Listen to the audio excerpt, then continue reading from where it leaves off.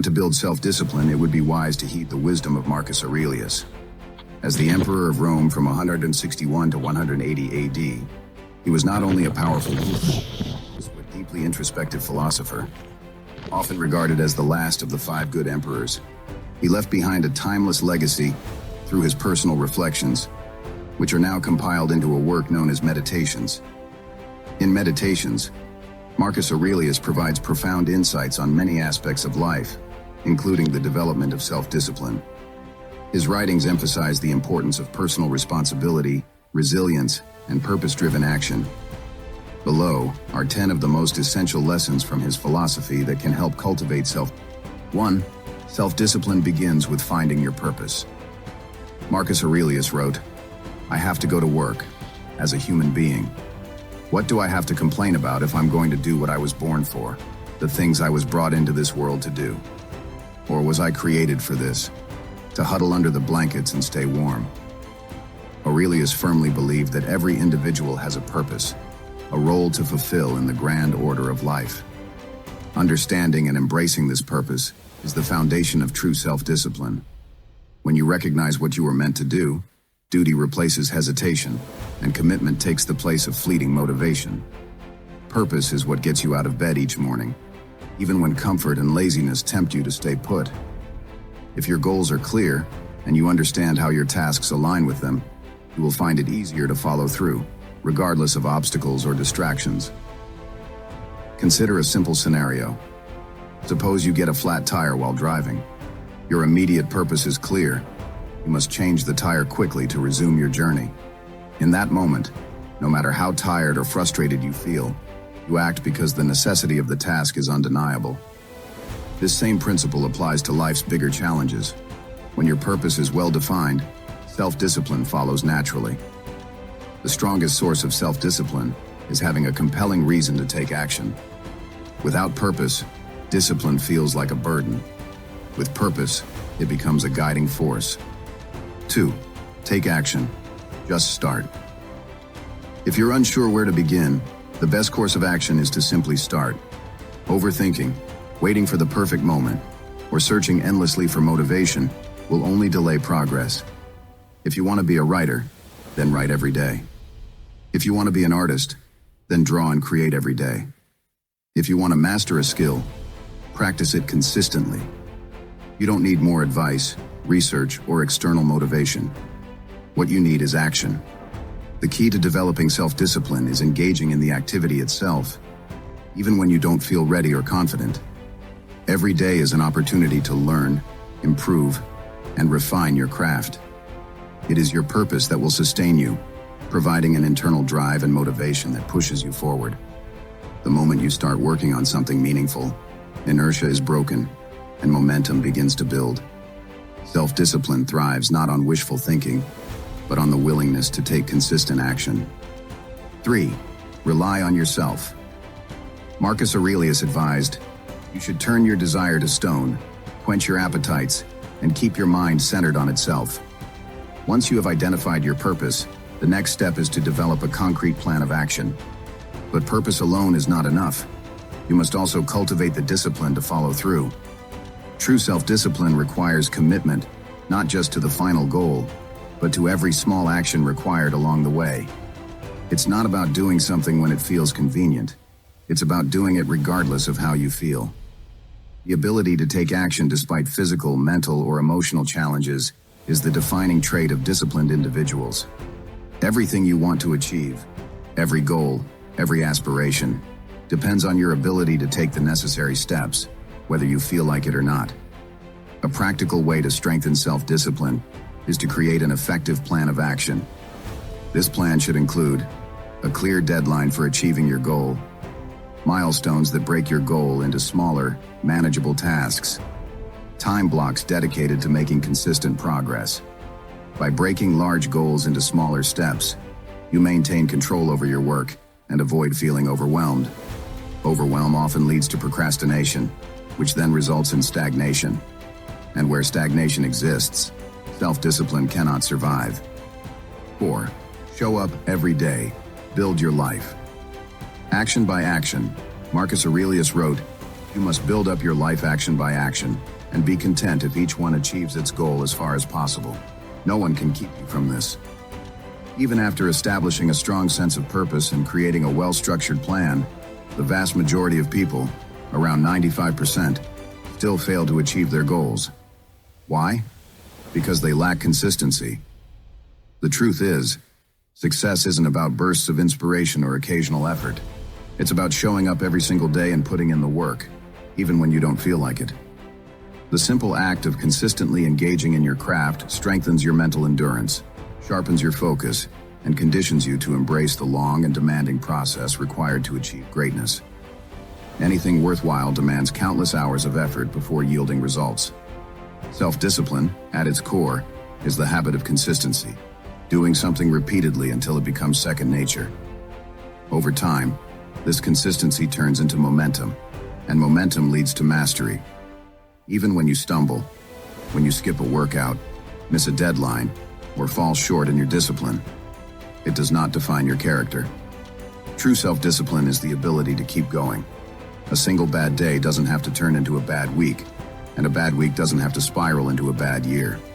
Every morning is a fresh start, a new opportunity to realign yourself with your goals.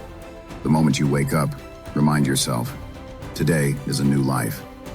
Keep your eyes forward, stay present, and take the next action, because life itself is happening right now. Practice voluntary hardship. Strengthen yourself for life's challenges. Marcus Aurelius reminds us, we should discipline ourselves in small things, and from there, progress to things of greater value. If you have a headache, practice not cursing. Don't curse every time you have an earache. And I'm not saying you can't complain, only don't complain with your whole being. One of the most powerful ways to build self-discipline is through voluntary hardship, intentionally exposing ourselves to discomfort so that we become resilient when real hardships arise. The idea is simple. By making life routinely uncomfortable in small ways, we strengthen our mental and physical endurance, preparing ourselves for inevitable difficulties in the future. Voluntary hardship can take many forms: skipping a meal and experiencing hunger for a night, taking cold showers instead of warm ones, sleeping on the floor instead of a bed, leaving your jacket at home even when it's cold and raining, donating half of your clothes to charity, abstaining from social media, or locking your smartphone away for a few days. When practiced consistently, these small hardships teach you an invaluable lesson. You can endure more than you think. Scarcity and discomfort are not the end of the world. They are opportunities for growth. You gain the confidence that if life ever puts you in a situation where hardship isn't optional, you will have the strength to face it head on. 5. Practice the dichotomy of control. Master your mind, not outside events. Marcus Aurelius said, you have power over your mind, not outside events. Realize this, and you will find strength. One of the greatest obstacles to self-discipline is being easily disturbed by things outside our control. You could be making great progress toward your goals, but then, suddenly, something external derails you. Maybe it's an unexpected problem, a rude comment, or an unfair situation. If you allow yourself to be consumed by distress over these things, your focus and discipline will suffer. The solution? Apply the dichotomy of control, a Stoic principle also emphasized by Epictetus. It's a simple mindset shift that helps you maintain inner peace and discipline. The next time you feel overwhelmed or distracted, ask yourself these 3 questions. Do I have a problem in my life? No? Then don't worry. Yes? Move to the next question. Can I do something about it? Yes? Then take action. There's no need to worry. No? Then worrying is useless. Let it go. By reinforcing this mindset, you'll begin to separate what's within your control from what isn't. You'll learn to focus only on what you can influence and accept everything else with grace. This mental discipline will free you from unnecessary stress and allow you to channel your energy into meaningful action. 6. Never play the victim. Take full responsibility for your life. Marcus Aurelius reminds us, do your job without whining. Have you ever caught yourself saying, I was just born this way. I never learned anything different. My parents set a terrible example. Everyone else does it. These are nothing more than excuses, justifications for staying the same rather than striving to improve. The why me mentality is one of the greatest enemies of mental toughness and self-discipline. Yes, life is unfair. Yes, many things are outside of your control. But the moment you start blaming external circumstances, you relinquish control over your own life. You give up your ability to take action. True self-discipline comes from understanding that, even when something isn't your fault, your response is your responsibility. It's easy to shift blame when things go wrong. It takes real strength to step up and fix the situation, even when it wasn't caused by you. Be the kind of person who takes ownership of their actions, their choices, and their future. When you refuse to play the victim, you reclaim power over your life. You stop waiting for circumstances to change and start creating the change yourself. This mindset shift is what separates those who succeed from those who remain stuck. If you truly want to grow, commit to never making excuses again. Take responsibility for everything within your control and watch how your life transforms. 7. Practice delayed gratification. Resist the short term for the long-term reward. Marcus Aurelius reminds us, so you were born to feel nice instead of doing things and experiencing them.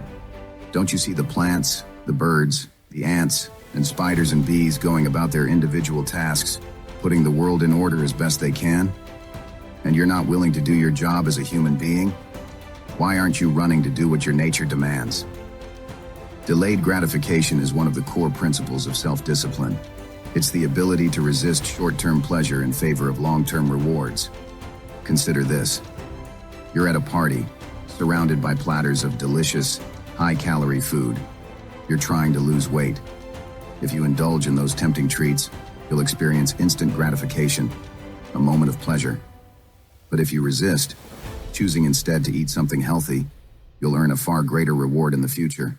A healthier body, weight loss, and the confidence that comes with it. This principle applies to every area of life. Financial discipline, saving and investing instead of spending recklessly. Career growth, putting in extra hours to master your craft, rather than wasting time on distractions. Personal development, choosing to read and learn instead of mindlessly scrolling through social media. The ability to delay gratification is what separates those who achieve great things from those who remain stagnant. Every time you resist an easy pleasure in favor of a greater goal, you build the muscle of self-discipline. Ask yourself, are you willing to sacrifice short-term comfort for long-term success? If you want to truly excel in life, train yourself to wait, to endure, and to push past fleeting desires in pursuit of something far more meaningful. 8. Ignore naysayers. Protect your peace of mind. Marcus Aurelius advises, when another blames you or hates you, or when people voice similar criticisms, go to their souls, penetrate inside, and see what sort of people they are. You will realize that there is no need to be racked with anxiety, that they should hold any particular opinion about you. The moment you decide to step out of the ordinary, to carve your own path, and to strive for greatness, you will inevitably attract naysayers, those who doubt you, criticize you, or try to pull you back. These people may not even hate you. They may just fear change, progress, or ambition because it makes them uncomfortable. But here's the truth. Their opinions do not define your potential. Naysayers are like bad weather, uncontrollable and unworthy of your attention. Would you change your entire day just because it's raining? No. Then why let someone's negativity disrupt your focus and determination? Instead, choose whose voices matter. Seek constructive feedback from people you respect, those who genuinely want to see you grow. Ignore the rest. Never hand over your peace of mind to those who thrive on doubt and negativity.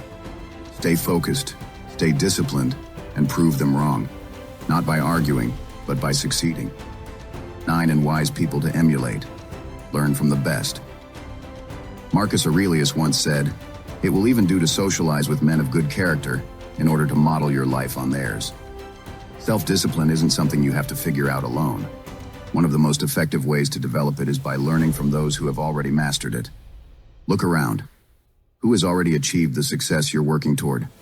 Who demonstrates the discipline, work ethic, and mindset you admire? Your role models don't have to be famous. They could be a mentor who has built the career you aspire to, a friend or colleague who consistently follows through on their commitments, or even a historical figure like Marcus Aurelius himself, whose wisdom continues to inspire. Once you identify these individuals, study their habits. Ask yourself, how do they stay disciplined when faced with challenges? What routines and principles guide them? How do they handle setbacks and failures? Observe their strategies and apply what works to your own journey. Success leaves patterns. Pay attention, learn, and surround yourself with the right influences. The more you immerse yourself in an environment of discipline, the more naturally it will become a part of your own life. 10. Honestly review your day. Self-reflection for growth.